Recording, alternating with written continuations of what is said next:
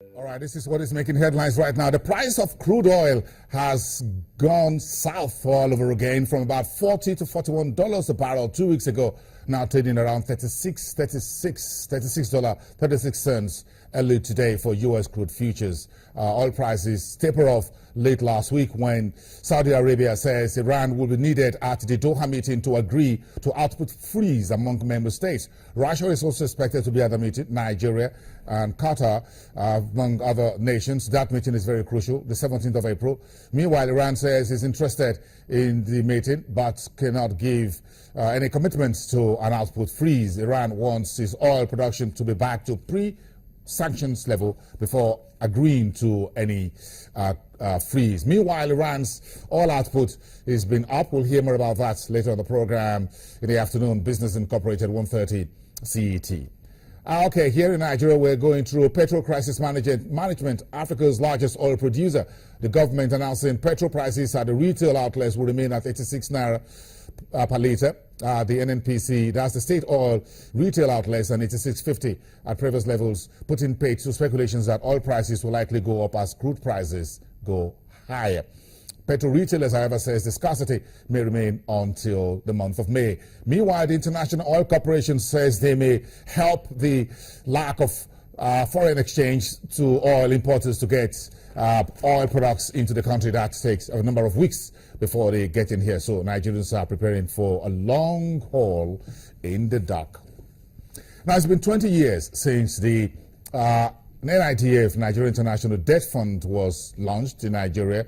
Back then, tracking the U.S. Brady bonds, 30-year Brady bonds that was. It was the first of such mutual funds that was denominated in dollars, listed on the Nigerian Stock Exchange.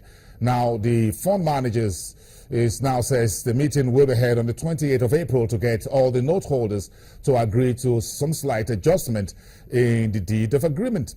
This document means that the total portfolio or that NIDF mutual fund will now be skewed strongly in favor of FGN bonds. That's what we call the Naira denominated government bonds. Let's talk to Omotunde, who is Robert Omotunde is one of the investment analysts at Afrinvest, the managers of the NIDF. Robert, good morning and thanks for joining us. Good morning, Bosing. Thanks for having me. Yeah, thank you. Talk to us about this rejigging of the NIDF portfolio. Okay, thanks, Boston. As you rightly highlighted, this fund is about 20 years old now. What Afrinvest Asset Management is proposing is to the note holders is a restructuring of, so to speak, the fund. You will recall that in 2010, the underlying asset, which was listed on the name of Nigeria International Debt Fund, 2010, they restructured this fund into mostly Naira instruments. So what we're proposing now is an extraordinary general meeting where note holders are expected to agree to certain resolutions, one of which will be the change in price, more or less the restructuring of the price. You recall that at the initial stage, it was at 1,000 naira for the unit. So what we are proposing now, if our note holders agree to it, will be the unit price of 100 naira to a unit. And what that implies is that retail investors can now take advantage of the fund, and as against the 1 million naira which was required to take an advantage of the fund, with 100,000 naira, then investors will be able to buy into the fund. And then not only that, there has been a proposal, if it is agreed to by note holders, for the investment streams that you can take advantage of. For bonds, we're looking at doing about 60 to 90%. And for money markets, we're looking at about 0.5 to 40%.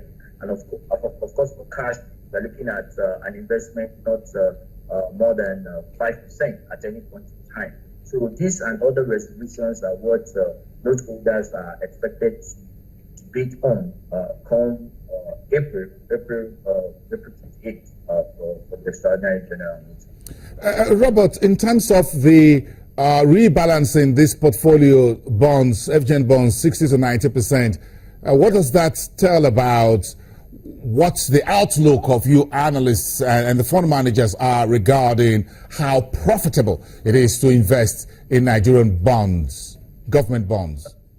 Yeah, in the interim, if you look at the various macroeconomic challenges that the country is facing, it appears that investment in fixed income securities, particularly bonds, will still be very attractive.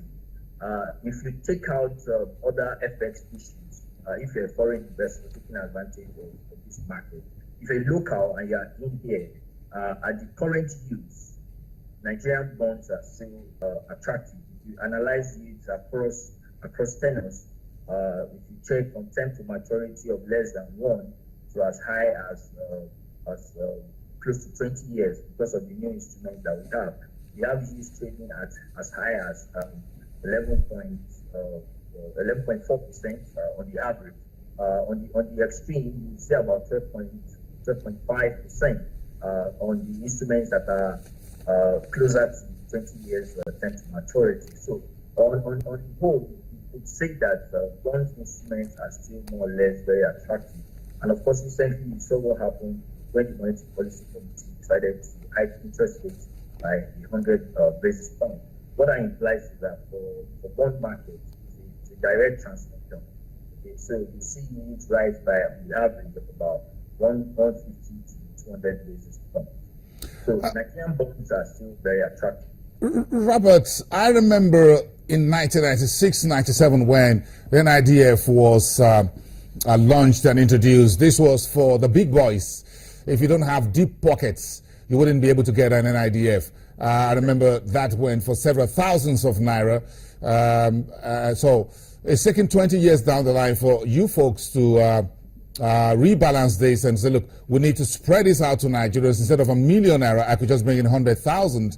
And in terms of the pricing, instead of the entry point of about 1,000, now it's about 100 naira per unit. That looks like you're targeting the mass market in Nigeria. What does that tell you about how far the fixed income market has come in Nigeria for retail investors? Perhaps they're looking at, look, equity had been consistently disappointing, at least in the last 10 years. This is the time now for retail investors to ask more questions about treasury bills and government bonds. True.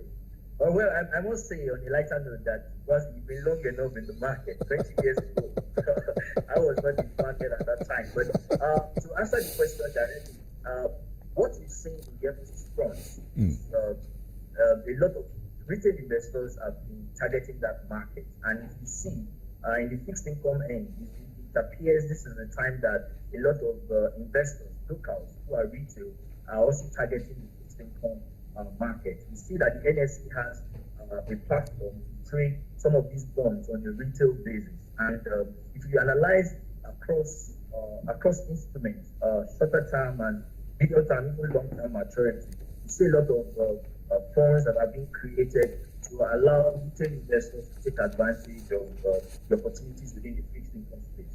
That is similar to what we are trying to do with the NIDF. Yes, you nailed it by saying that when it was first launched, it was for the big boys. But now we are saying that, yes, retail investors can also take advantage of this market. And the market looks like a market over the long term that will be more or less retail driven. We can't say that for the fixed income market now because we still see a lot of institutional investors driving the market, the PFAs, the banks, and insurance companies. And some HNI individuals are the ones driving the fixed income market, particularly the bonds market now. So, but we would expect that in the near term, as in the medium to long term, as investors continue to take advantage of opportunities within the fixed income space, then we begin to see a lot of retail players within the market. Okay, Robert Omontode, that's making the NIDF and mutual funds for the people, by the people. Thank you. Do have a great day and a great week ahead of you. Robert Omontode, investment analyst at Afrinvest, the managers of the NIDF. Okay, let's wrap up the program for you. Let's remind you, the Nigerian government says there's no going back on the removal of petrol subsidy. That story came over the weekend. And also over on Sunday, Nigerian government says there is no increase in petrol prices from the current 86 and 86.50. at the pump stations. Whatever you're doing, however you're managing the petrol crisis, whatever the frustrations and everything, keep it quiet, cool, and calculated. Looks like a long walk, not in the garden, but we'll get out of it somehow. Someday, the clock is ticking.